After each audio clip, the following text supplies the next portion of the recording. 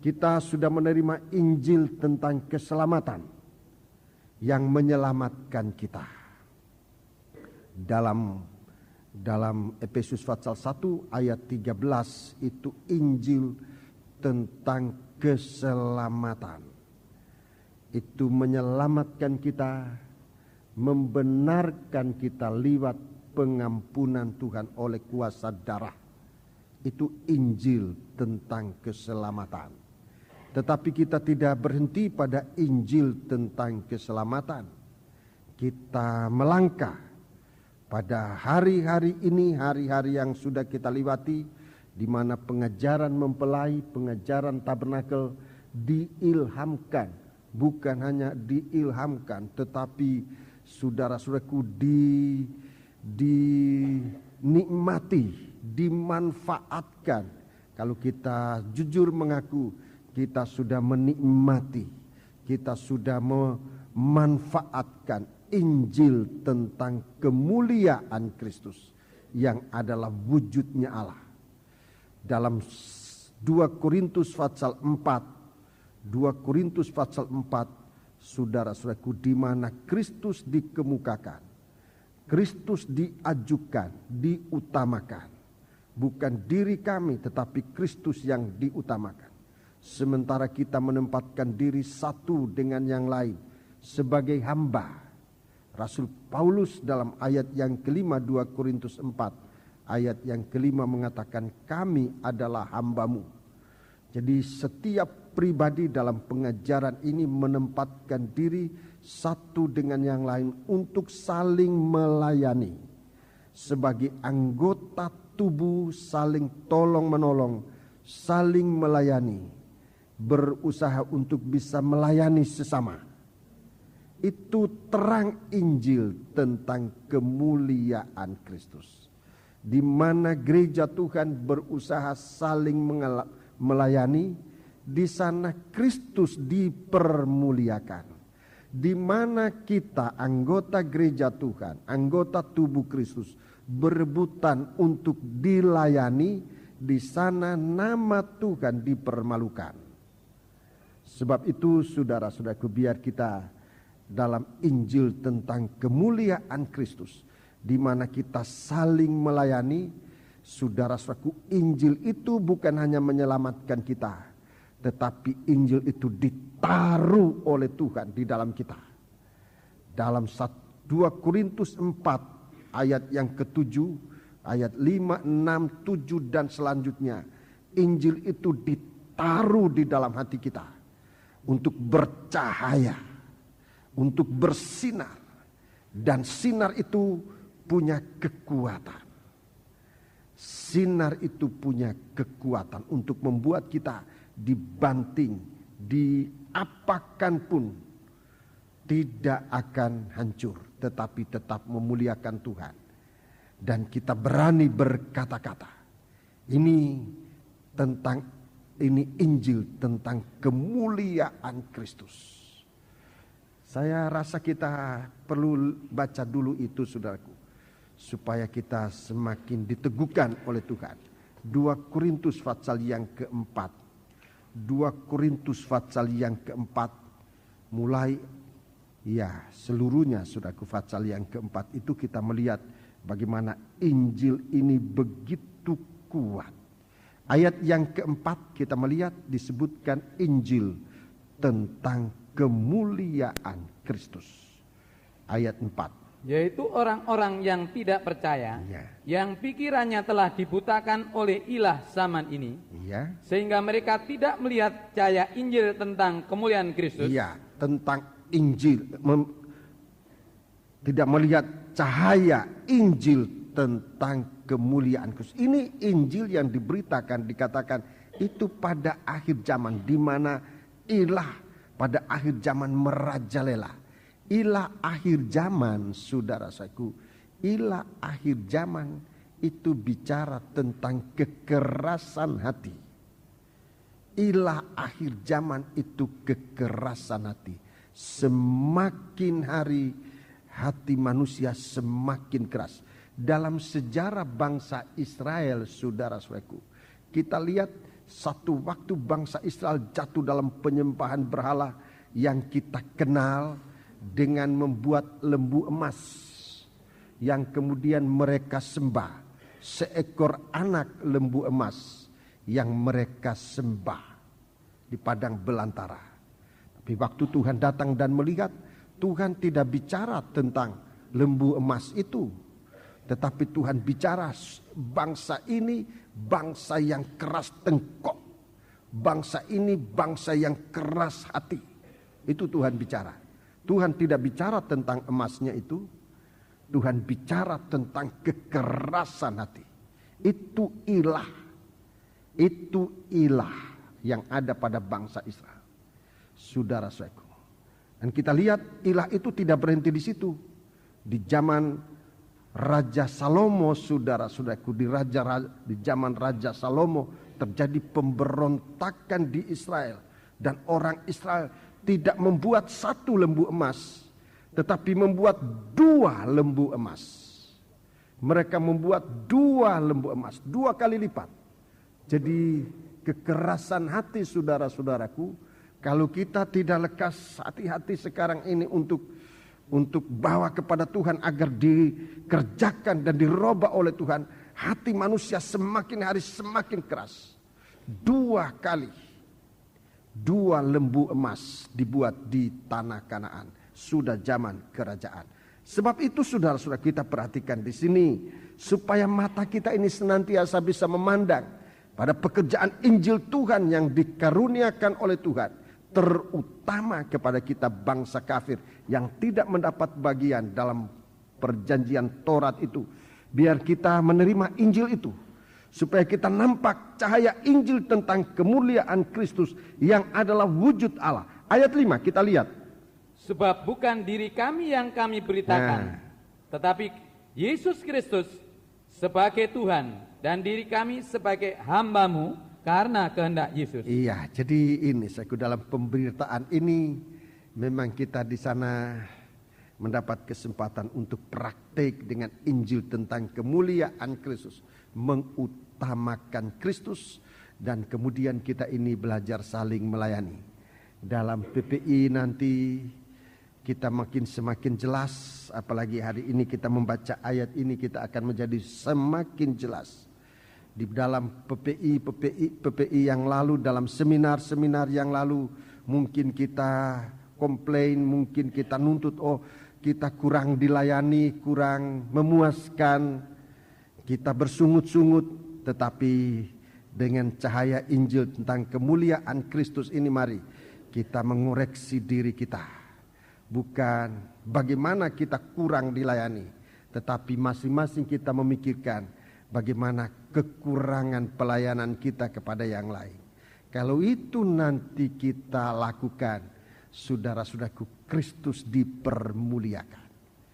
Kristus akan dipermuliakan. Kalau kita hanya komplain, tempat tidurku kurang enak, hotelku kurang bagus, konsumsiku kurang bagus, cateringnya kok kurang enak, lalu kita ngomel, Kristus tidak dipermuliakan. Kita tidak melihat cahaya Injil tentang kemuliaan Kristus. Tetapi kalau kita mulai memikirkan bagaimana kita bisa melayani sesama sebaik-baiknya, kita akan kembali dan melihat kemuliaan Kristus. Lihat di mana kemuliaan itu akan ditaruh oleh Tuhan. Ayat 6. Ayat yang ke-6. Sebab Allah yang telah berfirman, dari dalam gelap akan terbit terang. Iya, akan terbit terang. Terus? Ia juga yang membuat terangnya bercahaya di dalam hati kita. Membuat terang bercahaya di dalam hati. Membuat terang bercahaya di dalam hati. Bukan cuma di mata. Jadi kita tidak hanya melihat apa yang di luar, hanya dilihat oleh mata, tetapi hati kita disinari oleh Tuhan. Perkataan bercahaya di dalam hati, saudara-saudaraku, ini suatu sifat dari bintang yang disebutkan dalam surat Petrus. Orang yang memperhatikan firman, di sini saya menjadi jelaskan Injil tentang kemuliaan Kristus, di dalam hatinya akan bersinar, akan bercahaya, akan terbit bintang. Itu akan terbit cahaya sampai fajar menyingsing. Itu hari kedatangan Tuhan. Jadi saudara-saudaraku, pandangan kita menjadi lebih jelas. Ini saudara-saudaraku, ini akan dihadiahkan oleh Tuhan kepada gereja Tuhan. Sinar di dalam hati. Cahaya di dalam hati. Bagikan Urim dan Tumim yang sedang dibagikan oleh Tuhan kepada kita sidang jemaat. Satu sinar yang bercahaya di dalam hati. Terus kita baca ulangi ayat yang ke-6 itu. Ia juga yang membuat terangnya bercahaya di dalam hati kita. Iya, terus Supaya kita beroleh terang dari pengetahuan tentang kemuliaan Allah yang nampak pada wajah Kristus. Terima kasih. Jadi saudara-saudaraku, gereja Tuhan nanti kalau sampai dalam kualitas semacam ini, saudara-saudaraku, gereja Tuhan dipakaikan dengan Urim dan Tumim, di mana tidak ada sedikit kegelapan bisa tersembunyi. Sebab Tuhan akan menyatakan terang itu. Kita bisa memandang wajah Dia. Kita bisa memandang Dia. Haleluya.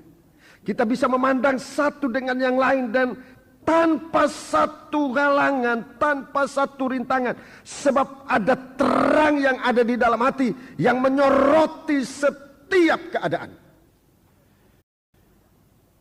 Haleluya. Sehingga tubuh Kristus nanti akan benar-benar dalam suatu keadaan yang luar. Ini pekerjaan dari Injil tentang kemuliaan Kristus. Sesudah kita diselamatkan, Injil tentang keselamatan mengerjakan keselamatan yang membenarkan kita. Tetapi Injil tentang kemuliaan Kristus, saudara-saudaraku, ini akan membuat kita menjadi suci.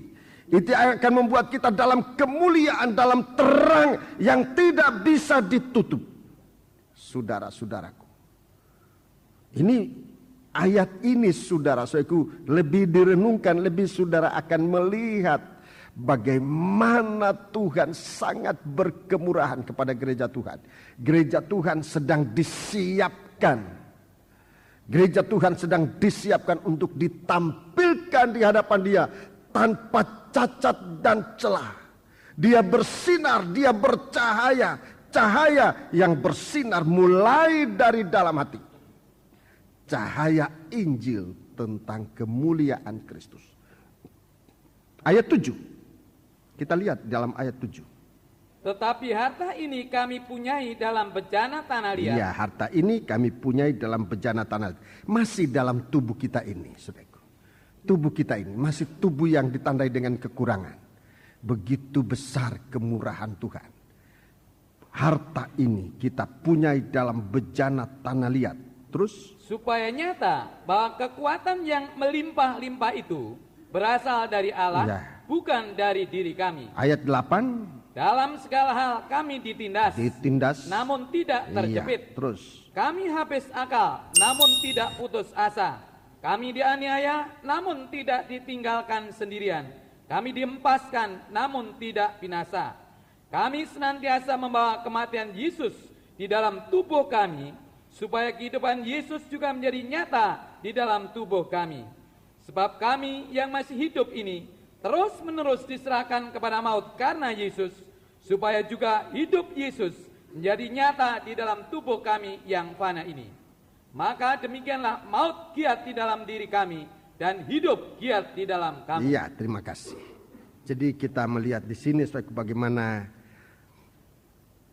terang atau cahaya Injil tentang kemuliaan Kristus ini. Ini kegiatan Injil di tengah-tengah bangsa kafir. Ini kegiatan Injil di tengah-tengah bangsa kafir untuk memberikan kita sesuatu yang sangat berharga. Saudaraku, dua benda, Urim dan Tumim, saudara-saudaraku. Suatu cahaya, suatu sinar terang yang menerangi, tidak ada satu apapun yang bisa disembunyikan untuk kemudian dihakimi. Itu pekerjaan dari Urim dan Tumim.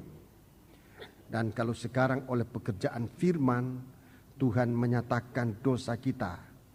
Maksud Tuhan bukan untuk menghukum kita, bukan untuk mempermalukan kita, tetapi supaya dosa itu disingkirkan. Tuhan sedang mau mengerjakan kita untuk ditampilkan menjadi mempelai tanpa cacat dan celah.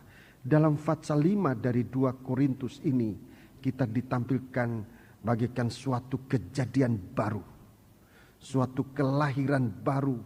Itu suatu arti bahwa dosa kita dihapuskan oleh Tuhan, sehingga Tuhan memandang kita seperti tadinya tidak pernah berbuat dosa. Ini suatu pembaharuan total yang Tuhan berikan kepada kita. Dia menyatakan dia ingin berdamai dengan manusia. Rasul Paulus dia berteriak kepada jemaat Korintus ini, kami menyampaikan kepada saudara dalam nama Yesus, berilah dirimu didamaikan dengan Tuhan. Haleluya. Jadi kita lihat pekerjaan Injil di tengah-tengah bangsa kafir. Dimulai dengan Injil tentang keselamatan, Efesus pasal 1 ayat 13. Kemudian Injil tentang kemuliaan Kristus. Kita sekarang berada di era atau di zaman keemasan. Dalam perjalanan Injil, kita berada dalam ruangan suci dan akan masuk dalam ruangan maha suci. Ruangan suci dan maha suci itu semua emas. Semuanya emas. Di situ semuanya emas, sehingga saya menamakan itu daerah keemasan. Zaman ruangan suci itu zaman gereja, zaman kita sekarang. Sebenarnya kita berada dalam ruangan atau dalam zaman keemasan. Sementara 2000 tahun sebelumnya itu zaman Taurat, zaman bangsa Israel. Itu zaman Taurat di mana semua di sana adalah tembaga. Artinya untuk selamat itu daging ini harus dihukum. Semua kayu itu disalut dengan tembaga untuk menjadi alat yang berguna. Daging ini harus dihakimi, harus dihukum supaya kita menjadi alat yang berguna bagi kerajaan Allah. Tapi masa gereja Tuhan ini masa ruangan suci. Kita mulai masuk dalam masa keemasan untuk nanti masuk dalam ruangan maha suci itu sempurna. Jadi saudara-saudaraku, kita menggunakan waktu ini dengan sebaik-baiknya. Di masa keemasan ini Tuhan mengerjakan di dalam kita segala kemurahan. Tetapi jangan kita main-main dengan kemurahan Tuhan. Saya selalu mengatakan di zaman Taurat, sesudah zaman Taurat masih ada zaman kemurahan. Tetapi sesudah zaman kemurahan tidak ada zaman lain lagi. Yang ada adalah penghakiman.